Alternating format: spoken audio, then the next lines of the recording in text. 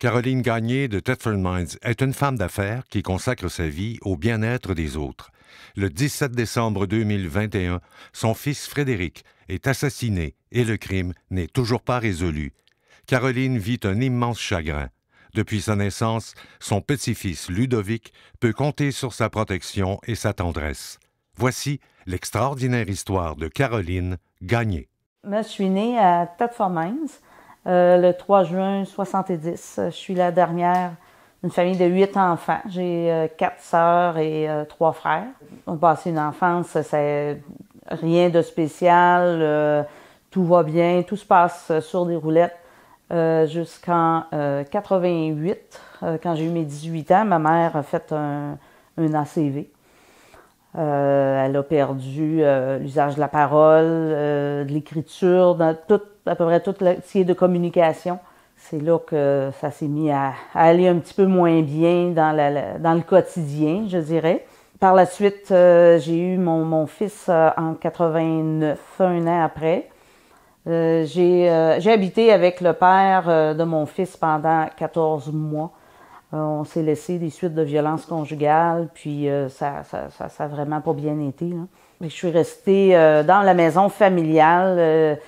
J'ai eu mon fils, j'étais ici, puis j'ai pris... ma mère a sorti de l'hôpital, elle s'est envenue ici aussi. Avec mon père, on prenait soin de ma mère et de mon fils. Par la suite, je suis retournée au cégep. Je suis allée me chercher mon DEC en administration. En tout, j'ai fait 5 ans de cégep. Fait que j'ai un DEC en sciences humaines puis un DEC en administration.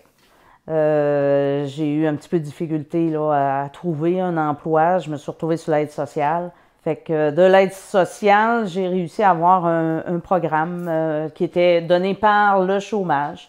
Il a fallu que je me débatte un peu pour réussir à passer en entrevue pour avoir l'emploi.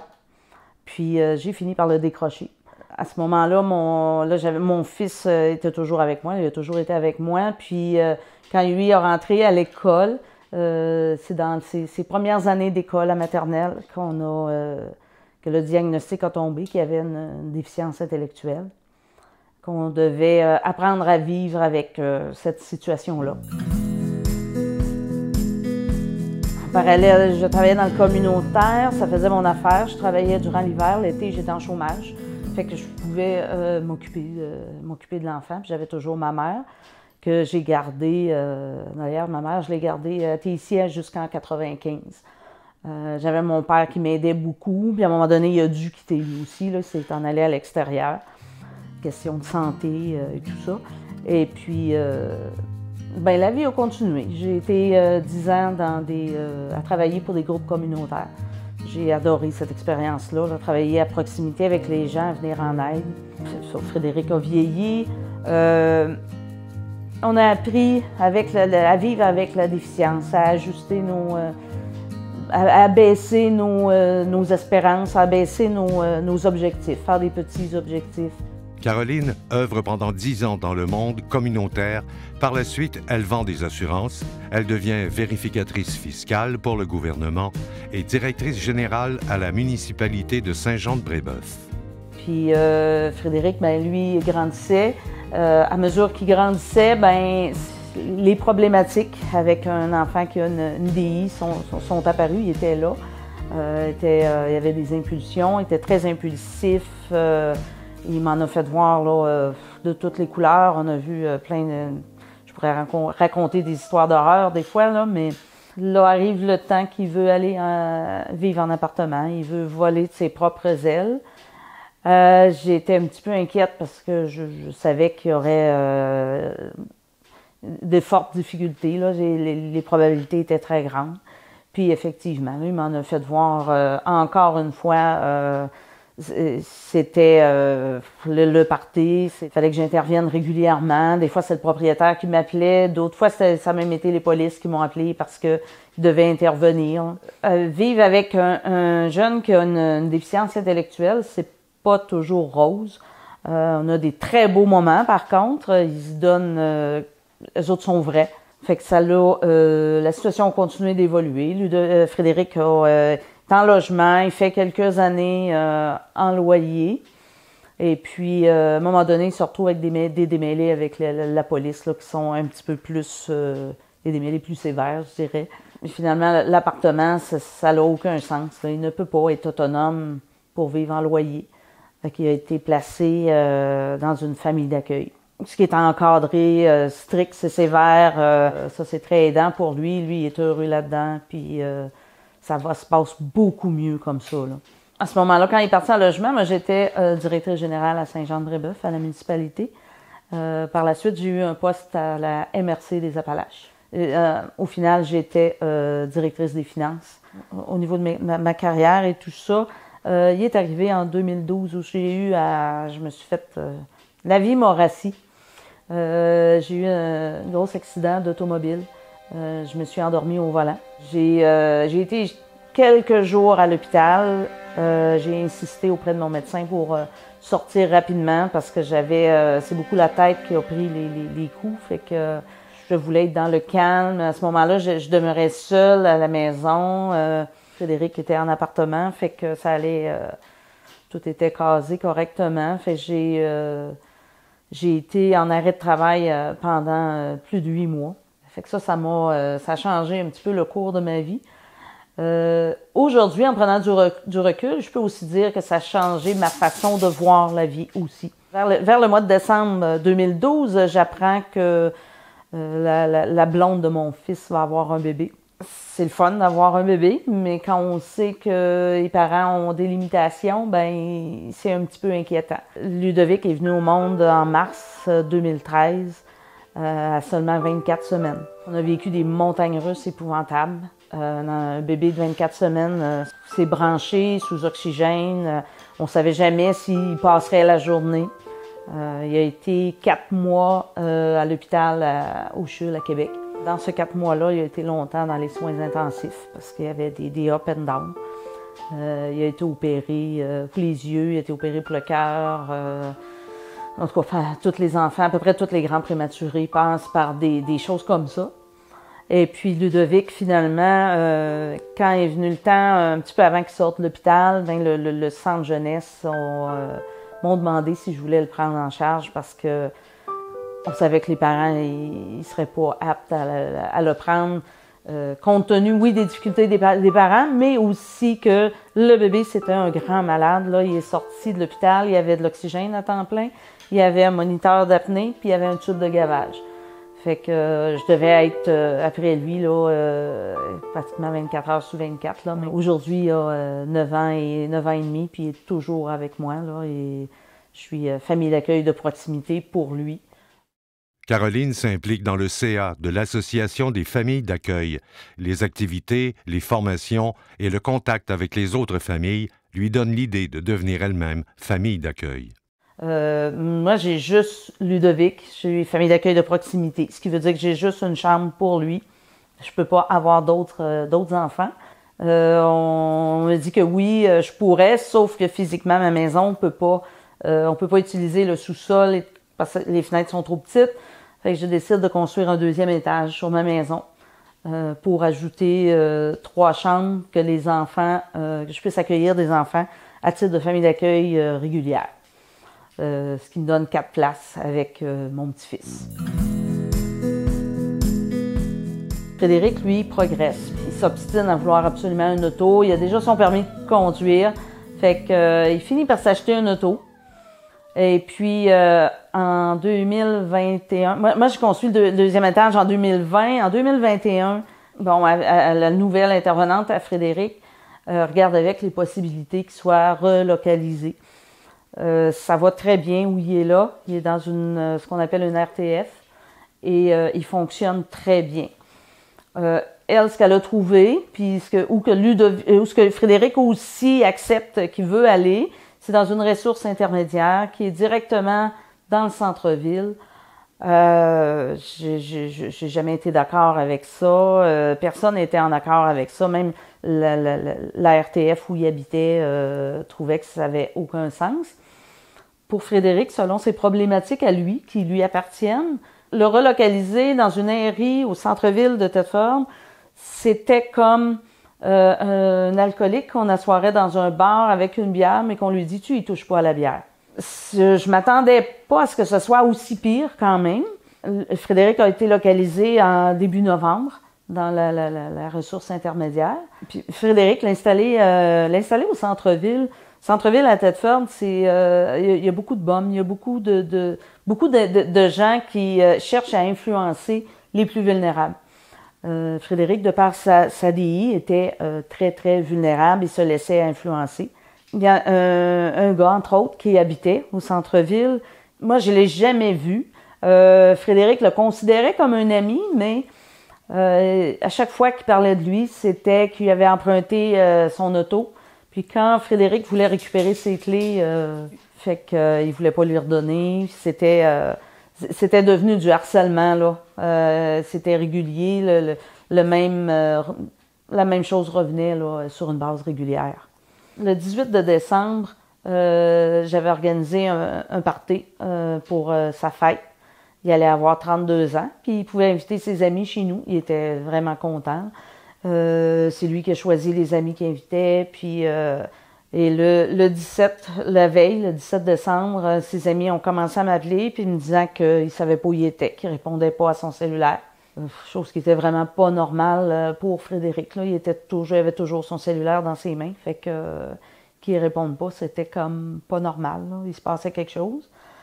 Sur le coup, moi, j'ai pensé qu'il voulait fêter sa fête. T'sais. Fait que le 17, j'ai pris ça un petit peu à la légère. Je me suis dit, bon, il fête à quelque part avec d'autres amis qu'il n'a pas invités. Par contre, dans la soirée du 17, là, il m'appelait encore, puis il me disait, ben là, il est pas là, on le trouve pas. Eux autres, il y avait des choses de prévues, puis ils répondaient pas à l'appel. Fait que c'était comme vraiment pas normal là, pour eux autres. J'ai commencé un petit peu à m'inquiéter parce que effectivement, ses bons amis étaient tout inquiets, ils cherchaient, ils n'étaient pas avec personne.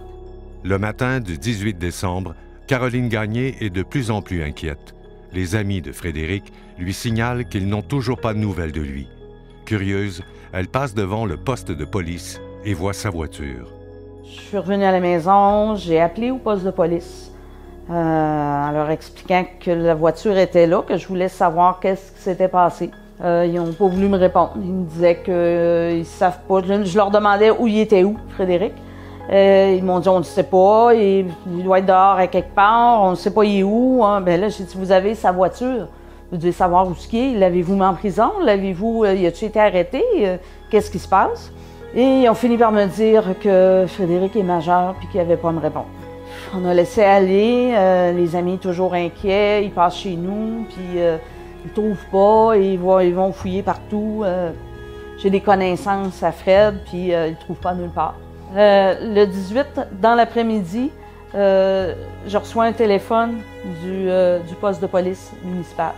C'est une sergente qui m'appelle et qui me dit on a beaucoup de téléphones, là, il y a plein de monde qui cherche Frédéric. Elle dit il n'est pas disparu, là, il est majeur, puis s'il continue d'appeler, là, on va traiter ça comme du harcèlement. Fait que si vous pouvez les faire arrêter d'appeler, ça serait apprécié. Là, j'ai fait OK, je sais pas quoi faire, moi, pour les qui arrêtent là.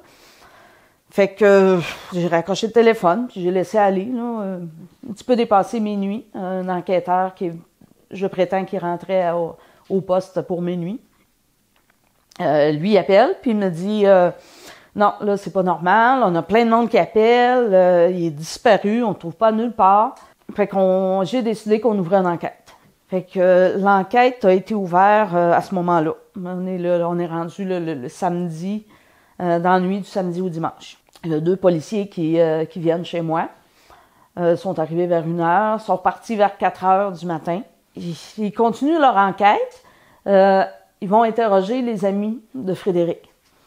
Sauf que les amis de Frédéric, qui me connaissent toutes, chaque fois que l'enquêteur part avec eux autres, les amis m'appellent pour me dire « Hey, un enquêteur qui est venu, puis je leur dis oui, c'est correct, il faut dire tout ce qu'on sait, puis c'est tous des gens vulnérables, fait qu'ils ont besoin de se faire rassurer. » Dans la soirée du dimanche au lundi, là, c'est la Sûreté du Québec qui m'appelle puis qui me disent on reprend l'enquête, c'est trop lourd pour les municipales.